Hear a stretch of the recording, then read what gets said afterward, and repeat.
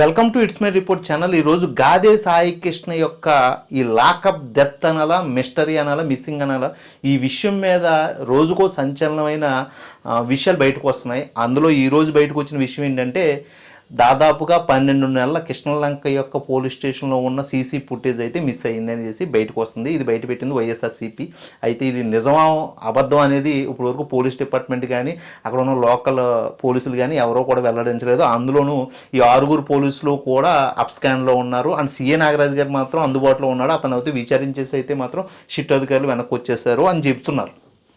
ఇందులో నిజాలని పక్కన పెట్టేస్తే ఇప్పుడు 4 రోజుల్లో 29వ తారీఖు రాకపోతుంది. కోర్టులో వీళ్ళు ఎటువంటి సాక్ష్యాధారాలని ప్రొడ్యూస్ చేయబోతున్నారు అంటే గాదే సాయి కృష్ణ తీసుకురాబోతున్నారా, లేకపోతే లాకప్ డెత్ జరిగిందని చెప్పబోతున్నారా అని జనాలందరూ కూడా ఉత్కంఠతో చూస్తున్నారు. కానీ అది జరగట్లేదండి. అంతకన్నా పెద్ద ట్విస్ట్ జరుగుతుంది. ఆ ట్విస్ట్ ఏంటంటే, మాకు ఇంకో 3 నెలల గడువు కావాలి, మేము ఈ విచారణ పూర్తిగా చేయలేకపోతున్నాము, మాకు చాలా విషయాలు తెలియాలి అంటూ ఇంకో 3 నెలల గడువు అడగబోతుంది సిట్ అధికారులు. ఇది హైలైట్ ట్విస్ట్. ఎందుకు అంటే, ఇప్పుడున్న ఈ ప్రజల్లో ఉన్న ఈ వైరల్ వీడియోస్ ఏదైతే ఉన్నాయో ఇవన్నీ స్లోగా తీయాలి. అలాగే ప్రజల్లో ఈ మైండ్ని డైవర్షన్ చేయాలి.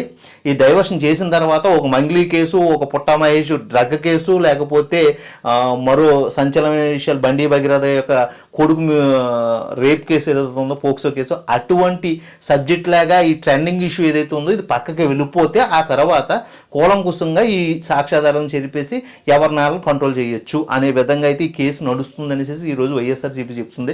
దీని మీద మరి చాలామంది కూటమి ప్రభుత్వంలో ఉన్న పెద్దలు కానీ, లేకపోతే కార్యకర్తలు కానీ, అభిమానులు కానీ వేరే రకంగా మాట్లాడుతున్నారు. ఆ మాట్లాడడానికి గల కారణం ఏంటి అంటే, పవన్ కళ్యాణ్ గారు ఈ విషయం మీద ఆయన స్పందన తెలియజేశాడు. ఆ స్పందనలో ఆయన మాట్లాడుతుంది ఏంటంటే, ఒక క్రిమినల్ ఆబ్జెక్టివ్ పర్సన్ మీద అతను కులం అయితే ఏంటి, అతని యొక్క కార్యకర్తలు లేకపోతే అతని యొక్క మనుషులు నా జనసేన లీడర్స్ అయితే ఏంటి, నేను సపోర్ట్ ఇవ్వను అనే విధంగా ఆయన మాట్లాడుతూ తన ఎమ్మెల్యేని ఎంపీలని తిడుతూ నేనే మాట్లాడుకోవడం మీరు మాట్లాడకూడదని ఏదో మాట్లాడారు. దాంతో ఈరోజు కార్యకర్తలు అభిమానులు గట్టిగా స్పందిస్తూ వైఎస్ఆర్సీపీ నా కొడుకులకి బుద్ధి లేదా, ఓ రౌడీ షీటర్ చచ్చిపోతే ప్రశ్నించాలా అంటూ చాలామంది మాట్లాడుతున్నారు.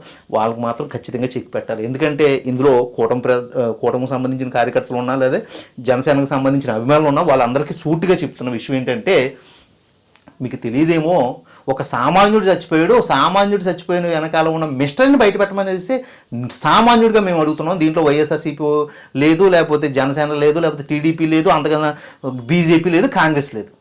ఇక్కడ ఉన్నది ఏంటంటే, సమస్యకి పరిష్కారం కావాలి. ఆ పరిష్కారం దొరకట్లేదు. ఆ తల్లిని కూడా మ్యానిపులేట్ చేశారు అనే విషయాన్ని ఈరోజు కల్లారా చూస్తున్నాం. ఆవిడ బయటకు వచ్చి న్యాయం చేస్తా అన్నారు చంద్రబాబు నాయుడు గారు అంటలేదు, న్యాయం చేసేసారు చంద్రబాబు నాయుడు గారు అంటున్నారు. అదే మామయ్య అది కేసు విషయం మీద వైరల్ అవుతున్నప్పుడు మాట్లాడినప్పుడు ఈ జనసేన ఐడి కార్డు చూపించి మా జనసేనలో లీడర్సే మమ్మల్ని పవన్ కళ్యాణ్ గారిని కలవనివ్వట్లేదు అని చెప్పిన వ్యక్తులు ఎవరైతే ఉన్నారో, తర్వాత అసలు మాకు ఏ పార్టీలకి సంబంధం లేదు, మేము ఒక సామాన్య మనుషులు అని చెప్తున్నారు. ఇక్కడ ఎటువంటి సెటిల్మెంట్ జరిగిందో ఇప్పుడు మైకులు పెట్టి ప్రెస్ వాళ్ళు అడగట్లేదు. పోనీ అడిగే విధానంగా అక్కడ లేదు. కానీ ఒక సామాన్యుడు అంటే అక్కడ రౌడీ షీటర్ మాత్రమే మీకు కనిపిస్తున్నాడు. రౌడీ షీటర్ వెనకాల ఉన్న ల్యాండ్ కబ్జా ఇష్యూ ఏదైతే ఉందో ఆ విషయం బయటికి రావాలి. అందులో వైఎస్ఆర్సీపీ ఉన్న అరెస్ట్ అవ్వాలి, చంద్రబాబు నాయుడు గారి యొక్క కూటమి సంబంధించిన పెద్దలు ఉన్న అరెస్ట్ అవ్వాలి, పోలీస్ డిపార్ట్మెంట్ ఉన్న అరెస్ట్ అవ్వాలి, అంతకన్నా జనసేనకు సంబంధించిన వ్యక్తులు ఉన్నా కూడా అరెస్ట్ అవ్వాలని కోరుకుంటున్నాం. ఎందుకంటే ఈరోజు ఆ కుర్రవాడు ఎవరైతే ఉన్నాడో ఆ కుర్రవాడు ఈ దేవినేని అవినాష్ యొక్క ముఖ్య అనుచరుడు అంటూ పిల్లసాయి అని చెప్తూ కొన్ని కథనాలు అయితే ప్రచురం అవుతున్నాయి. అలా అయినా కూడా దేవినేని అవినాష్ని ఇన్వెస్టిగేషన్లో పిలవాలి కదా సిట్ అధికారులు. గద్దె రామ్మోహన్ ఎవరైతే ఉన్నారో ఆ నియోజకవర్గం ఎమ్మెల్యే, అతని ఉనికి జాడ ఎక్కడా కూడా కనిపించకుండా ఫోకస్ చేస్తున్నారు. ఎంతెందుకు పోలీస్ డిపార్ట్మెంట్లో ఇప్పటివరకు సీఏ నాగరాజు గారి మీద విచారణ జరిగిందని సిట్ అధికారులు చెప్తున్నారు. కానీ ఈ కేసు సిట్టుకి రాకుండా ముందే ప్రెస్ వాళ్ళు తెలిస్తే ప్రెస్ వాళ్ళు ఒక్కరు కూడా మైకి పెట్టలేదు కదా అక్కడ. ఇది కదా మనం ఇంపార్టెంట్గా కోరుకోవాల్సింది. ఈరోజు ఎక్కడో బీహార్లో భరత్ తివారీ అనే వ్యక్తి ఒక ఎన్కౌంటర్ కాబడ్డాడు. ఒక గన్తో అతను బెదిరించాడనే కథనం చూపించి ఈరోజు దేశవ్యాప్తంగా అతను ఒక తీవ్రవాదిగా ముద్ర వేసేసి తప్పించాలని చూస్తే జనమే బయటకు వచ్చి తప్పు అని చెప్తున్నారు.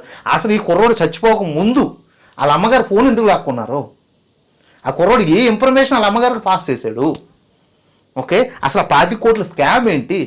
ఇది కదా అడుగుతున్నాం. ఇది కదా తప్పని ప్రశ్నిస్తున్నాం. ఇది కదా బయటికి రావాలి. ఇదంతా పక్కన పెట్టేసి 24 గంటలు ఆ కుర్రోడు పోరంబోకు, ఆ కుర్రోడు గంజాయి కొట్టాడు, ఆ కుర్రోడు పోక్సో కేసు రెడీ పెట్టాడు. అప్పుడు ఎన్కౌంటర్ చేశారు కదా. పోక్సో కేసులో ఒక అమ్మాయిని ఇబ్బంది పెట్టాడని తెలిస్తే బండి భగీరథ గారి అబ్బాయిలా కాకుండా, లేదా బండి భగీరథలా కాకుండా ఇతను సామాన్యుడు కదా, చాలా మందిని ఎన్కౌంటర్ చేశారు కదా పోలీస్ డిపార్ట్మెంట్. నెల్లూరులోనో లేకపోతే చిత్తూరులో మదనపల్లిలో ఒక డ్రగ్స్ కేసు తీసుకున్న వ్యక్తి ఒక అమ్మాయిని టబ్లో ముంచి చంపేశాడు కదా. అప్పుడు ఆయన రాత్రి ఎన్కౌంటర్ చేశారని చూపించారు కదా. అటువంటిది ఇక్కడికి వచ్చేటప్పటికి వీడిని ఎందుకు 3 నెలలు దాచుంచి ఎక్కడో మార్కాపురంలో పెట్టారు?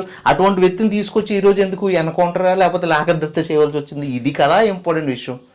అది వదిలేసి వాడు పోరంబోకు, వాడు యాదవ. ఆ పోరంబోకు మీ ఇంట్లోకి వచ్చి ఎవరు చీరా లాగలేదు, మీ ఇంట్లోకి వచ్చి ఎటువంటి దొంగతనం చేయలేదు, మీ ఇంట్లోకి వచ్చి రౌడీజం చేయలేదు. కానీ వాడు పోరంబోకు అనేది ఓన్లీ కేసుల ద్వారానే మీరు నిర్ధారణ చేస్తే ఈరోజు క్రిమినల్ కేసులు ఏ రాజకీయ నాయకుడి మీద లేవండి. ఇప్పుడు పవన్ కళ్యాణ్ గారి మీద కూడా క్రిమినల్ కేసులు ఉన్నాయి, తెలుసా మీకు? పవన్ కళ్యాణ్ గారి మీద క్రిమినల్ కేసులు ఉన్నాయంటే ఎవరో నమ్మడం. ఓకే, ఆయన మీద ఉన్నాయి, బోల్డ్ మంది మీద క్రిమినల్ కేసులు ఉన్నాయి. ఇక్కడ చెప్పాల్సింది చంద్రబాబు నాయుడు గారి మీద ఉన్నాయి, జగన్మోహన్ రెడ్డి గారి మీద ఉన్నాయి. అలా పోల్చుకుంటే ప్రతి వాళ్ళ మీద క్రిమినల్ కేసులు ఉన్నాయి. క్రిమినల్ కేసులు ఉంటేనే వాడు ముద్దాయి అయిపోయి వాడు నేరస్తుడు అయిపోతే ఈ ప్రపంచంలో ఎవరో కూడా బయట తిరగరండి. ఈ భారతదేశంలో అందరం కూడా పోలీస్ స్టేషన్ జైల్లో ఉండాలి. అది వదిలేసి రెండో కోణంలో చూపిస్తూ కార్యకర్తలు కానీ అభిమానులు కానీ దీన్ని తప్పుదోవ పట్టిస్తూ ఉంటే మీ ఇంట్లో ఇటువంటి సమస్య వచ్చినప్పుడు మీరు ఎవరి పక్షాన్ని నిలబడాలి? అతి సామాన్యుడు ఏ పార్టీకి కొమ్ము కాయకుండా, ఏ సామాన్యుడు తన బతుకుతున్నప్పుడు తన మర్డర్ అవుతామో లేకపోతే తనకి ఏదైనా ఇబ్బంది జరిగితే పోలీస్ స్టేషన్కి వెళ్తే సరైన న్యాయం జరగట్లేదనేసి ఈ పోలీసు వ్యవస్థను మనం నిందించవలసి వస్తే ఈరోజు మీడియా కూడా దీన్ని ఒక సైడ్ ఆస్పెక్ట్లో చూస్తూ పోలీసులకే సపోర్ట్ ఇచ్చే విధంగా చేస్తూ ఉంటే ఇంతకన్నా దుర్మార్గం ఏదైనా ఉంటుందా? మళ్ళీ అతను ఒక 100 మందిని పెట్టి ఈరోజు అరెస్ట్ చేయొద్దు, ఇతను చాలా మంచోడు అంటూ నినాదాలు చేస్తున్నాడు. అతను రాజకీయ నాయకుడు, పోలీసు అంటే అతను న్యాయం చేస్తున్నాడు అనేసి అభిమానులు తిరుగుతున్నారు. అంటే రాజకీయ నాయకుడు న్యాయం చేయట్లేదనే కదా అక్కడ అర్థం. రాజకీయ నాయకుడి దగ్గర సరైన పాలన లేదంటేనే పోలీసులు న్యాయం చేస్తున్నట్టు. పోలీసు అధికారులు న్యాయం చేయాలంటే రాజకీయ నాయకుడు ఇన్స్ట్రక్షన్స్ కావాలి. అవి లేనప్పుడు ఇతను అబద్ధాలు ఆడుతూ ఉంటాడో లేకపోతే ఇతను చేసిన దానికే అతనికి అభిమానులు పుట్టుండొచ్చు. ఈ ముఖ్య వివరణ అండి. దీని మీద మీరేమనుకుంటున్నారో మీ కామెంట్ రూపంలో తెలియజేయండి.